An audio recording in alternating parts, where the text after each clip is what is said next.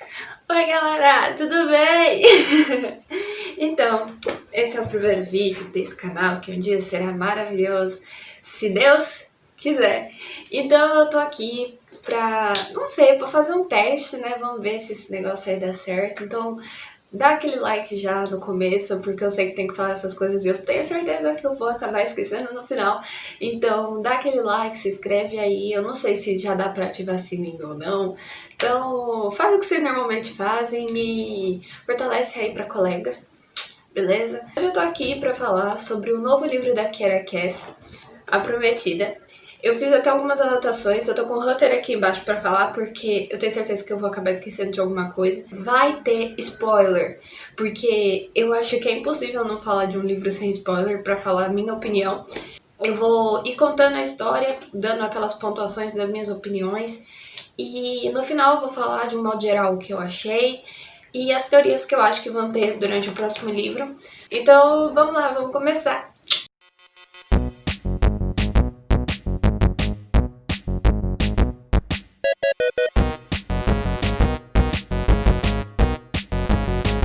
A história se passa em Coroa, o livro é em inglês, o reino também se chama Coroa.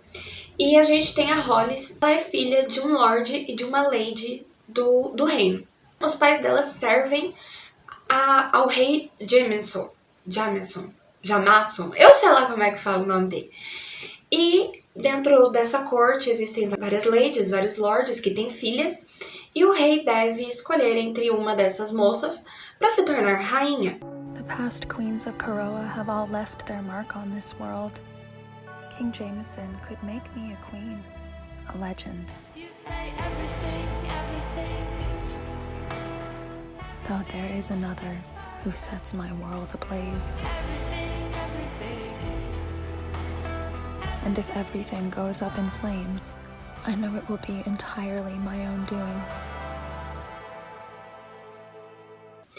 E a Hollis, ela é forçada a vida inteira a ser uma pessoa gentil, a ser uma pessoa bem-humorada, para que ela seja a melhor escolha do rei para ser rainha. E ela é forçada pelos pais, ela é forçada pela melhor amiga, ela é forçada a todo mundo. E um dia, isso é explicado lá no meio do livro, ela e a amiga dela estavam dançando num baile e ela escorregou e caiu nos braços do rei. E o rei havia perdido os pais, o rei e a rainha, que eram pais dele, tinham morrido há pouco tempo. E desde então, ele não sorria mais. E no momento em que ela cai nos braços dele, ele começa a rir e ele acaba tendo um laço com ela, porque ela foi a primeira pessoa que fez ele rir depois de tanto tempo. Durante uma conversa com o rei, ele chama ela lá no grande salão, que eles chamam, e começa a conversar com ele e tal. E aparece uma família do reino vizinho que se chama Isolde. E ela tem que presenciar o rei dando abrigo àquela família. Aquela família também é nobre, eles eram ladies e lords daquele reino. Só que a questão é que Isolde é o reino rival. É o reino do lado, mas é um reino, entre aspas, rival. O rei de lá, ele era conhecido por ser muito tirano. E as pessoas viviam fugindo de lá para Coroa, que era o país vizinho, então era o país mais próximo. E como a Hollis estava lá, ela tinha que presenciar aquela hospedagem, digamos. Ela tinha. E o rei pegou, colocou ela numa sinuca e falou: E aí, Hollis? O que você acha? Você acha que essa família deveria ficar com a gente? E falou isso, tipo, na cara deles. E esse foi o primeiro ponto em que eu achei. O Jameson, eu sei lá. O rei, ele é extremamente irônico, mas ele não é um irônico legal. Ele é, tipo, tóxico mesmo. Ele é estranho. Ele tem algumas falas dele durante o livro que você fica meio... Tá. E a Hollis, ela vai dar o veredito dela e ela avista um menino de olhos azuis que ela cita como se aqueles olhos estivessem puxando ela para ele. Esse menino se chama Silas, ele era o filho mais velho dessa família. E ela acaba hipnotizada e tal. E aí rola uma atração ali, a gente sabe que ela... esse vai ser o triângulo amoroso, ela vai ter que decidir em algum momento entre o rei e o jovem de olhos azuis. O livro é pra jovem ou é estilo 50 tons de cinza? Não, é pra jovens. Começa a rolar uns trombos entre ela e o Silas. E ela começa a conhecer a família dele e tal. E eu achei isso ligeiramente forçado. A gente tá acostumado, e isso é impossível, é o que eu falei, é impossível não comparar a Prometida com a Seleção. Quando a gente para pra pensar no triângulo amoroso de A Seleção, a gente pensa em toda aquela coisa do Maxon, do Aspen, da América, aquela coisa de, meu Deus, com quem é que a América vai escolher ficar? Isso meio que não acontece no livro, é extremamente previsível com quem que ela escolhe ficar desde o início. Ainda mais por causa desses encontros em que a Kiera faz o Silas e a Hollis ter. São encontros que, na minha opinião, são extremamente forçados.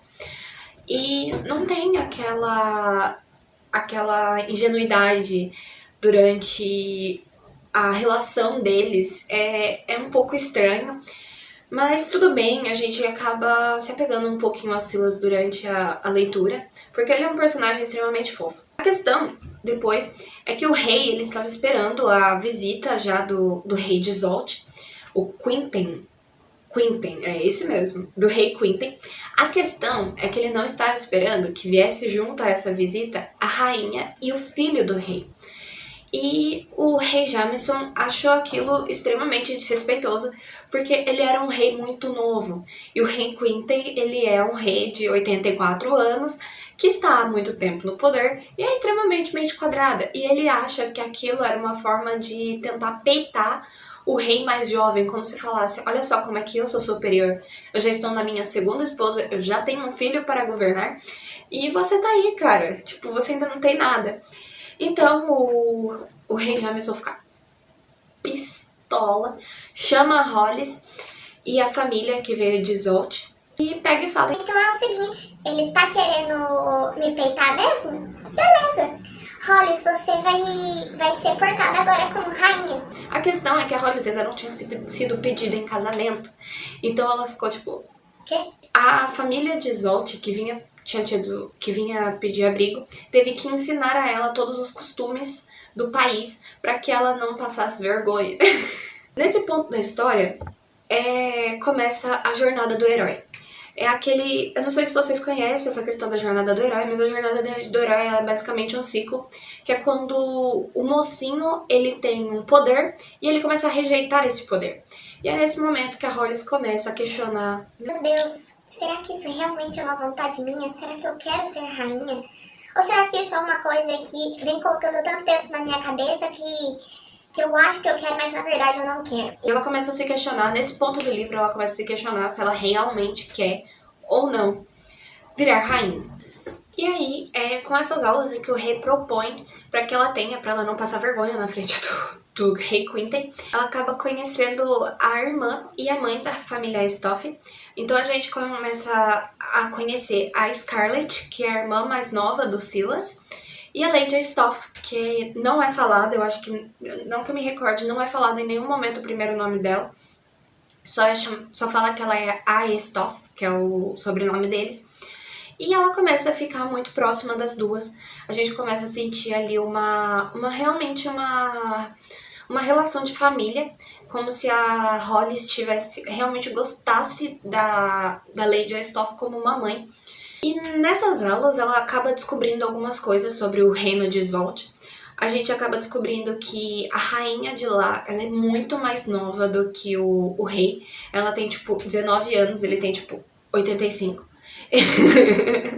E que o príncipe, ele está extremamente doente e o rei está forçando ele a se casar neste momento porque ele tem muito medo do único filho dele morrer e acabar a linhagem real de Zolt. E durante a visita, quando o rei chega, o príncipe chega, a rainha chega, a Hollis ela tem que fazer sala para Valentina. E aí a gente começa a ter uma dúvida. Será que a Valentina é uma personagem legal? Porque ela é extremamente nariz empinado, ela é extremamente grossa. Ela é grossa mesmo, ela é mal educada no começo, quando as duas conhecem. Então a gente fica meu Deus, mas que bela de uma E aí junto também chega os tios e tias da família Stoff, que fazem parte de uma outra família que se chama Northcott. A Hollis acaba conhecendo o Ethan, que é o primo do Silas, e o Ethan joga umas verdades na cara dela, que na minha mais sincera opinião é tipo, meu, como é que você não percebeu isso antes? Ele fala que a Valentina, que é a rainha de Isolde, ela nada mais é do que um chaveiro, um prêmio pro rei. Ela só tá ali pra cumprir o papel dela e ser bonita, e ser simpática, e ser quem eles acham que uma rainha deve ser. E que ela não reina de verdade. E a Hollis fica, não, como assim rainhas não reinam? E aí ele vira e fala, e você vai ser igual. Você é um brinquedo! Isso é uma coisa em que a gente percebe lá no começo, quando o Jameson começa a propor, não propor, ele impõe mesmo coisas pra Hollis. Como a questão dela ter que desempenhar o papel de rainha antes dela ser rainha. Em vários momentos isso acaba acontecendo. E isso pra mim é tipo, cara, que personagem idiota. Como assim ela não percebeu isso antes? No dia seguinte, quando eles vão fazer a recepção oficial da família, tem um duelo lá de espadas. Eu não consegui entender muito bem essa parte do livro, que ela narra como se fosse um duelo de espadas. E na minha cabeça é tipo aqueles duelos que tinha na Idade Média, sabe, Jonathan? Que ia, tipo, 2 cavalos, assim, e o cara, assim, aí eles, tipo, fincavam, assim.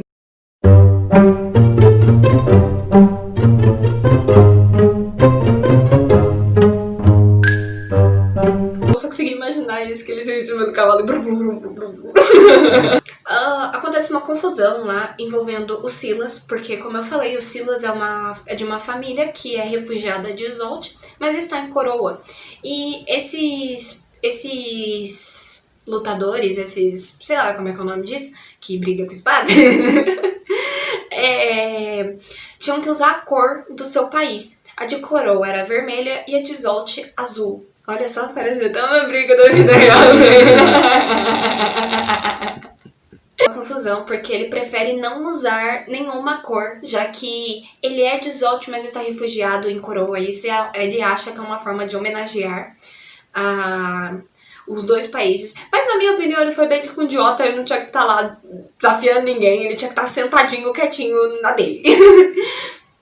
E por causa disso a gente acaba conhecendo um lado mais medroso, digamos, mais vulnerável, eu acho que essa é a palavra, da Valentina. E a gente começa a perceber que a Valentina é a melhor personagem do livro e que ela tem muito a acrescentar no próximo. Porque a gente começa a perceber que além dela ser vulnerável, ela tem alguns segredos da corte de Isolde que só ela conhece. E a gente acaba começando a perceber isso nessa parte do livro. E por causa dessa questão das cores, que o Silas acaba provocando, as duas fazem um jantar para propor a paz entre os 2 reinos, já que o rei Quinten fica muito bravo com o que ele viu, porque afinal... ele é de Isolde, a família Stoff é de Isolde e não de Coroa, independente deles serem refugiados ou não. Então as duas propõem um jantar e fazem uma homenagem lá, blá, blá, blá, blá. E aí tá todo mundo lá comendo de boas e tal. E aí rolam uns olhares entre Silas e Hollis. E aí fica, vamos lá fora. Vamos lá fora, vamos bater um papo. Vamos fechar? Vamos fechar. E Jonathan... Os 2 fecham, Jonathan. Os 2 se beijam, Jonathan. Mas aí depois passa um pouco da narrativa e a Hollis chama a Valentina pra ir jogar cartas no quarto delas. E aí a Valentina começa a ficar um pouco nervosa, começa a contar um pouco a história da vida dela. E a gente começa a perceber o verdadeiro plot do livro, que é sobre os Cavaleiros Sombrios. A Valentina conta que os pais dela foram mortos pelos Cavaleiros Sombrios e que ninguém sabe de fato quem são esses Cavaleiros Sombrios. O que as pessoas sabem é que eles trabalham para alguém extremamente poderoso e que quando eles chegam não deixam ninguém que está no ambiente vivo, eles não poupam nenhuma alma e que eles assombram Isolde há um tempo. Acaba descobrindo também em que o rei tem muito medo do filho dele morrer. E isso era uma coisa que a gente já sabia, mas a questão é que as pessoas forçam a Valentina a conceber um filho do rei.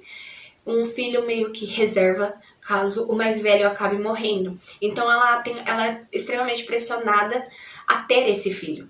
Naquela mesma noite, a Hollis estava lá dormindo na boa, no quarto dela, e aparece um cara que trabalha lá pro rei e fala: O rei quer ver você. E ela fica: Tá, né? E aí ela vai, e o que o rei queria era que ela e a Valentina participassem da assinatura de um contrato junto com o rei Quentyn. A questão era sobre o que era esse contrato. O rei Jameson e o rei Quentyn, eles estavam negociando crianças que ainda não nasceram. Ou seja, a filha mais velha em que a Hollis e o Jameson viessem a ter deveria casar com o filho mais velho que o príncipe iria ter. Então a Hollis fica: Como assim? Você já tá entregando uma criança que nem nasceu ainda pra levar pra um outro reino que visivelmente o rei é mentalmente instável. E ela fica, tipo, muito... Gente, bom dia, o que tá acontecendo? E eles assinam aquele contrato e ela acaba descobrindo que no dia seguinte, durante o dia da coroação, que é um feriado que é explicado dentro do livro, que existe dentro de Coroa, o rei iria pedir a mão dela em casamento oficialmente pra transformar ela em rainha. A questão é que quando ela chega lá, ela vira e fala: Não quero virar rainha, não quero virar rainha. E aí ela foge com o Silas e com a família dele, pra um outro lugar e nega tudo aquilo. E eles vão pro campo viver a vida deles, enfim. Eles fogem e fazem um casamento, tal, tudo muito lindo, tudo muito, muito fofo. Até que aparecem os Cavaleiros Sombrios e matam todo mundo. Simples assim.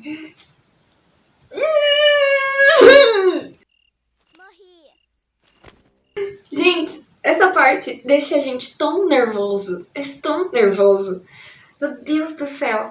Por quê? Os Cavaleiros Sombrios acabaram de ser incluídos na história. E do nada eles aparecem e matam todo mundo. Foi como se a Kiera, ela simplesmente tivesse enfiado eles na história pra dar esse plot. Como se o livro, que foi inteiro narrado de forma não leve, mas tipo lenta, extremamente lenta, tivesse um final bombástico que não combina com a história. E esses cavaleiros, eu acho que eles deveriam ter sido inclusos na história desde o início, porque acabou que o final ficou sem nexo, ficou realmente sem sentido nenhum. E quando os Cavaleiros Sombrios acabam surgindo, morre todo mundo, inclusive o Silas. As únicas pessoas que sobrevivem são a Scarlet, a Lady Yostov e a Hollis. As três sobrevivem e fogem de volta para Isolde, junto com o Ethan, que estava já em Isolde, ele tinha voltado para lá, e ele volta para a Coroa só para pegar as três, e elas voltam para Isolde na esperança de pedir piedade ao rei, já que as pessoas acham que quem comanda os cavaleiros é o rei. E aí a história acaba. Assim, do nada. Agora, o que eu achei do livro de forma geral? Tem toda essa questão de quem é que comanda os Cavaleiros Sombrios, e ninguém realmente sabe o motivo. Tem essa teoria que a Lady Yostov conta durante o livro, que as pessoas acham que quem comanda é o rei Quentyn, mas que ninguém tem certeza. As pessoas acham que ele faz isso porque ele quer matar todo mundo que está à beira da realeza.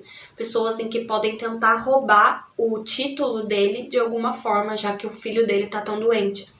E eles acham que eles querem matar todo mundo que está na beira dessa realeza.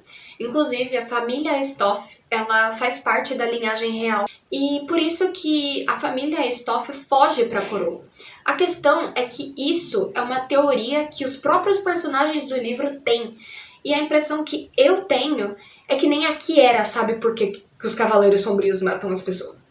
Porque é muito estranho, a narrativa é estranha. E parece que ela começou a escrever esse livro sem saber quem que comandava eles de fato. Eu também acho que o próximo livro, essa doença que o príncipe tem, vai ser mais abordada. Isso eu acho que vai acabar pesando em algum momento da história. Porque ela é contada em vários momentos, mas ela não é realmente aprofundada em nenhuma parte do livro e eu senti um pouco de falta disso. Eu também acho que o próximo livro, a Valentina vai ter um palco muito maior, porque é o que ela merece. Ela é a melhor personagem do livro e ela tem uma evolução durante a história que é fantástica. O que eu acho também que vai acontecer no próximo livro é que eles vão descobrir que quem comanda os Cavaleiros Sombrios é o Rei Jameson, porque eu não confio nele. De forma geral, A Prometida é um bom livro. Eu dou 3 de 5 estrelinhas. E vamos ver o que vai rolar no próximo livro. Mas, de forma geral, é uma leitura leve, é uma leitura gostosa. E a Kiera Cass, na minha opinião, ela tem uma escrita que acaba te sugando pra dentro do livro de alguma forma, independente do livro ser realmente bom ou não. Mas a escrita dela é gostosa de ler, na minha opinião. Mas é isso, eu espero que vocês tenham gostado desse primeiro vídeo, que vocês tenham deixado já o seu joinha, já tenham se inscrito no canal. E a gente se vê na próxima. Tchau!